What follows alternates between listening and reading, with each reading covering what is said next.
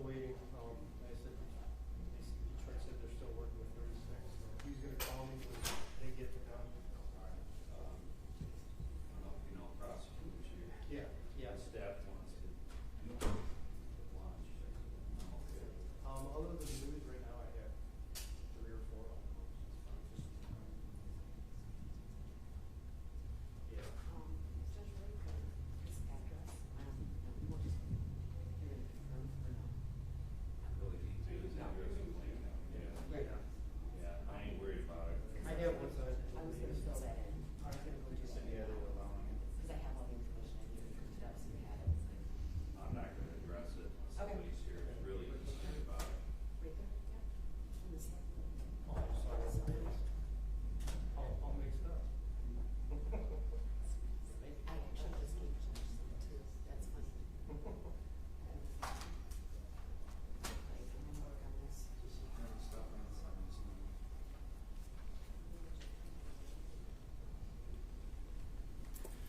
Oh, they're coming in.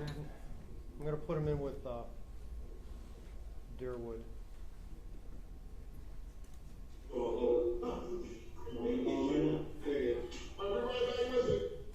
Okay.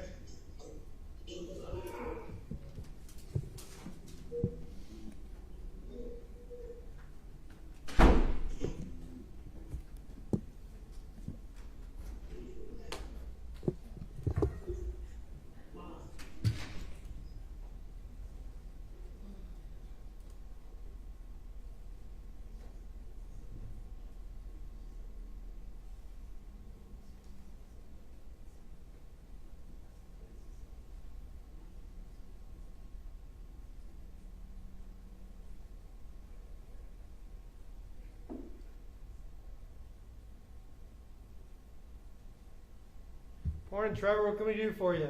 You have something else? The judge said that if I got the proof of service and got it filed, I could try and jump back on. Okay, hold on and let me get them. Okay.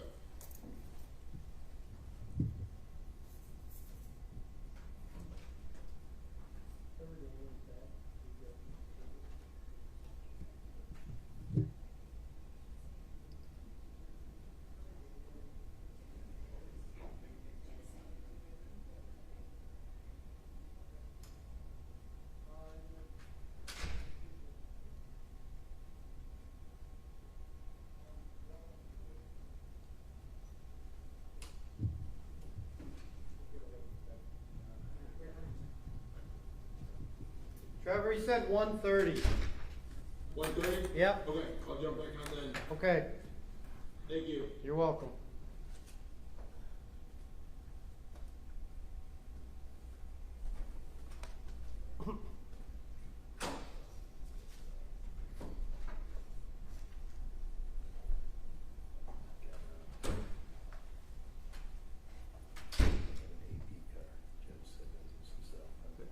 Hey, it's Mike from the court.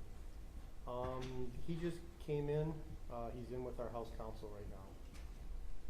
He's going to come out and the prosecutor's here.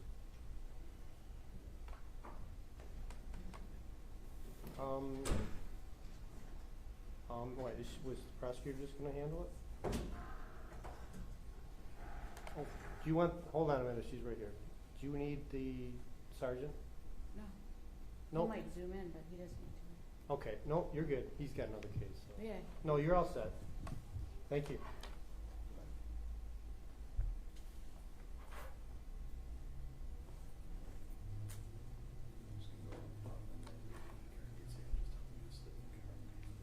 Right, okay. You want to let staff in, that's fine. It should not be too much longer.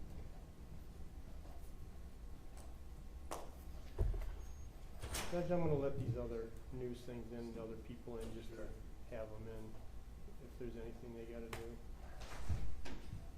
Keith's watching the door, right? Yeah, and there's one outside.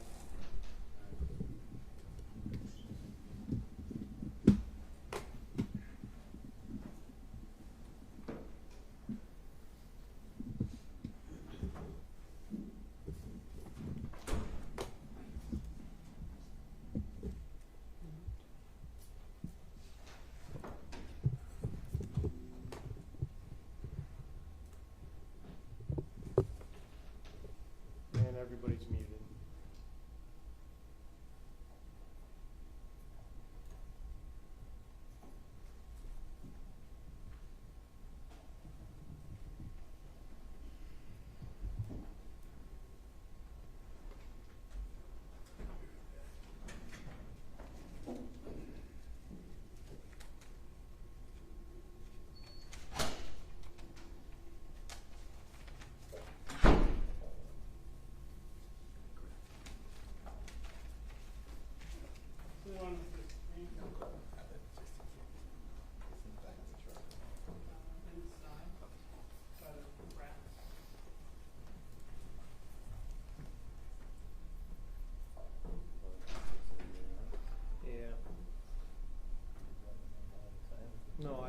Well, that one, no, I let her in. I did the mass entry. You got it all? That one just signed it away.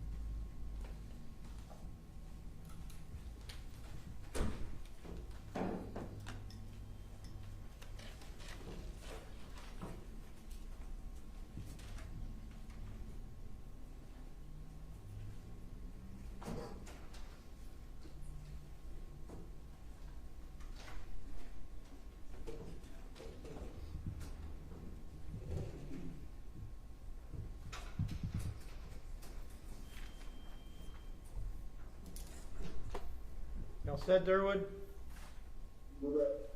Okay.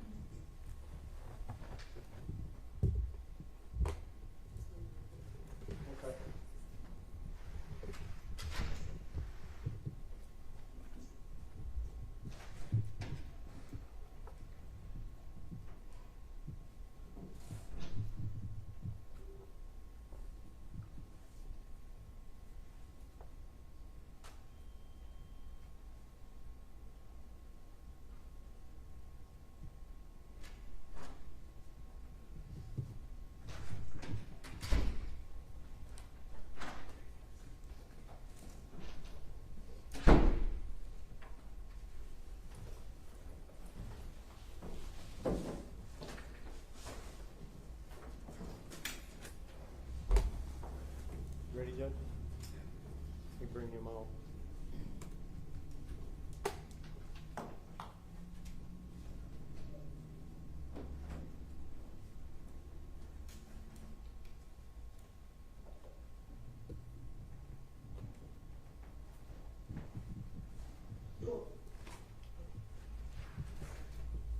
Ready, Judge.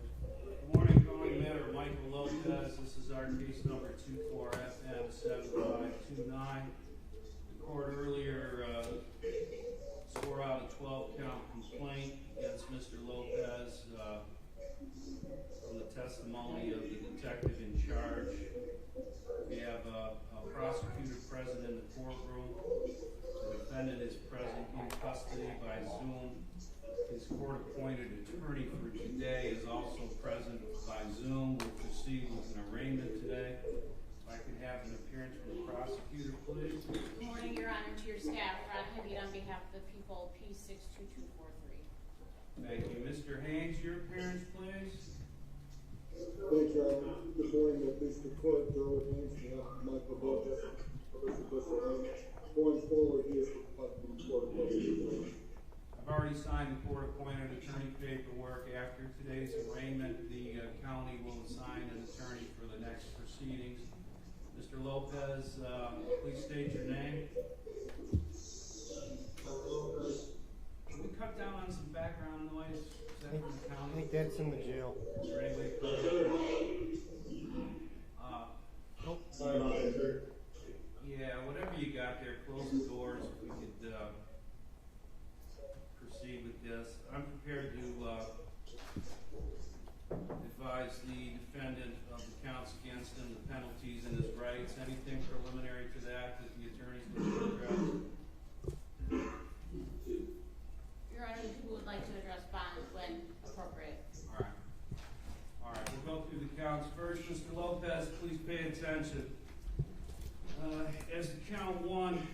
alleged that on July 21, 2024, you did murder.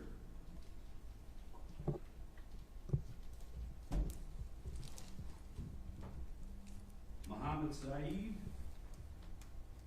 peace officer who was lawfully engaged in the performance of his duties, and you did so knowing that he was an officer engaged in the performance of his duties as an officer. Do you understand that charge against you?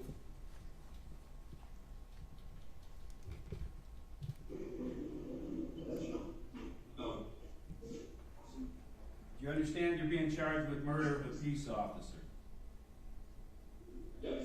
The penalty is life without parole. Do you understand the penalty? Yes. It's alleged that on that date in the city of Melvindale, you were in possession of a firearm when you were ineligible to possess such a firearm because you had a felony record. Do you understand that charge? Yes. That's typically a 5-year felony. You are being prosecuted as an habitual offender, and the possible punishment is enhanced to 15 years in prison. Do you understand that possible penalty? Yes. Count 3, it's alleged you possess ammunition on that date and location when prohibited. Do you understand that charge? Yes. It's also a 5-year felony enhanced to 15 years in prison because of your record. Do you understand that? Yes. Count 4, you're charged with carrying a concealed weapon on that date and location. Do you understand that charge? Yes. That's also a 5-year felony enhanced to 15 years because of your record. You do understand that? Yes. Count 5, you're charged with knowingly or intentionally possessing methamphetamine. Do you understand that charge? I guess, yes. They allegedly found it in your bag, which included items of identification. You do understand that charge? And the drugs were field tested. Do you understand that charge? Yes. That's a 10-year felony enhanced to life in prison because of your record. Do you understand the penalty? Yes. Count 6, you're charged with possession of cocaine. Do you understand that charge? Yes. That's a 4-year felony enhanced to 15 years in prison because of your record. Do you understand that penalty? Yes. Count 7, you're charged with possession of a dangerous weapon being carried with unlawful intent. That has to do with the knife that was found on your person at the time of your arrest. Do you understand that charge? Yes. That's a 5-year felony enhanced to 15 years because of your record. Do you understand that penalty? Yes. And Mr. Haynes and Mr. Lopez, counts 8 through 12 are felony firearm charges that go along with these other charges. These are 2-year felonies enhanced to 15 years in prison. Do you understand that, Mr. Lopez? Yes. You have a right to remain silent. Anything you say orally or in writing can be used against you in court. You have a right to an attorney for this proceeding. You've been assigned an attorney through this court. For your next proceedings, you'll be assigned an attorney through the county. In the district court, you have rights to 2 hearings called a probable cause conference and a preliminary exam. A probable cause conference is a hearing where your attorney can meet with the prosecutor to discuss issues in the case moving forward. A preliminary exam is a hearing where the prosecutor would have the burden of establishing by a probable cause standard that a crime was committed and that you committed the crime. You generally have the right to have that hearing conducted within 21 days from today. However, those dates may be changing. I'll go on the record on that a little further. We are going to set a PCC date of August 12th at 9 o'clock. You understand all those rights, Mr. Lopez? Yes. All right. Let me hear from the prosecutor as to bond, please. Thank you, Your Honor. While the court indicated the charges that the defendant is facing, the highest being murder of a police officer, given that charge, MCR 6.106 indicates in part that remand is appropriate when someone is charged with that offense. But in addition to that, committing 2 prior violent offenses within the last 15 years also suffices for remand. The defendant has prior convictions for carjacking, resisting and obstructing a police officer causing injury, and resisting and obstructing a police officer as well. 2 of the priors that I indicated occurred in 2012. Arising out of that incident, he was also charged with disarming a police officer, fleeing and eluding third. In addition to that, in Taylor District Court, he was charged with carjacking in 2012. He was not convicted of those offenses, but those arise out of those incidences. In 2023, in Oakland County Circuit Court, he was convicted of resisting and obstructing a police officer as well. He has several prior police contacts. He went to prison for the carjacking offense, was released about 2 years ago. When he was placed on parole, he absconded parole, violated parole, did not comply with any of the requirements. He was suspected of a criminal sexual conduct case arising also out of Oakland County. He was ultimately discharged from parole after he served his sentence with regards to the resisting and obstructing in Oakland County, and that discharge occurred about a month ago from parole. Now, given the heinousness of this offense, given that he had a gun when he was a felon and prohibited from doing so, given that he had guns, a gun, drugs, that he was arrested with a knife when he, after the murder of police officer Said, he's made admissions to the murder. He's also made admissions to an armed robbery arising out of an incident that happened the day before the homicide of the officer on July the 20th of 2024 in Lincoln Park at an AutoZone. He was charged with that offense and was arraigned on that offense this morning as well. He's a threat to society. He's a threat to the public. The likelihood of conviction is high, and his bond should be set at remand. Thank you. Thank you. Mr. Haynes, do you wish to address bond? Your Honor, I think the point's academic, whether it's remand or whether there's a cash bond. Mr. Lopez is not going to make bond. So we just wanted an expedient proceeding. And the pre-exempt conference date of August 12th is acceptable, so we have no other comment. All right. The 8th Amendment would indicate that no excessive bail is allowed. However, in the course of our history, it's been determined that in some cases no bail should be allowed, as the prosecutor points to Michigan Court Rule 6.106, specifically addresses situations like this. My 20 years on the bench, I haven't seen a case that is more deserving of no bond, so the defendant is remanded without bond. Moving forward, this court is going to disqualify itself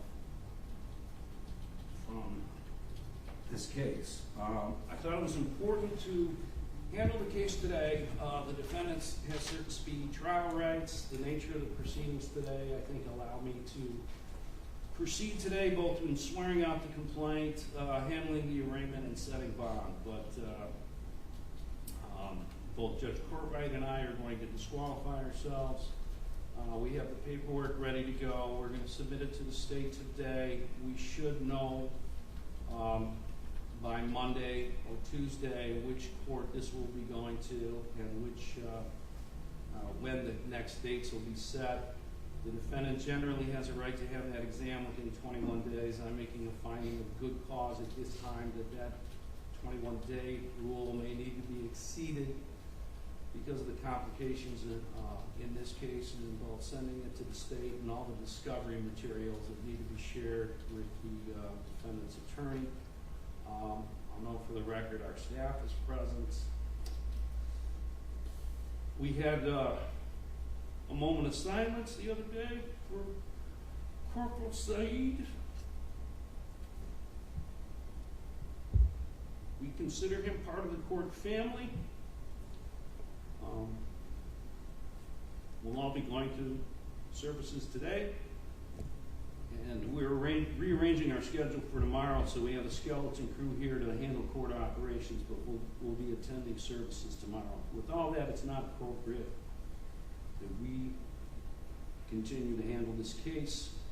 I'd ask the media, I know there's a lot of public concern, I'd ask the public and the media to refrain from contacting us for at least a couple days while we go through these services. We should know something next week, and we'll reach out, or you can reach out to us next week, and we'll give you more information on where the case is heading. Anything else for today from the prosecutor? No, Your Honor, thank you. Mr. Haynes, anything else? No, Your Honor. All right, that concludes the hearing. Thank you.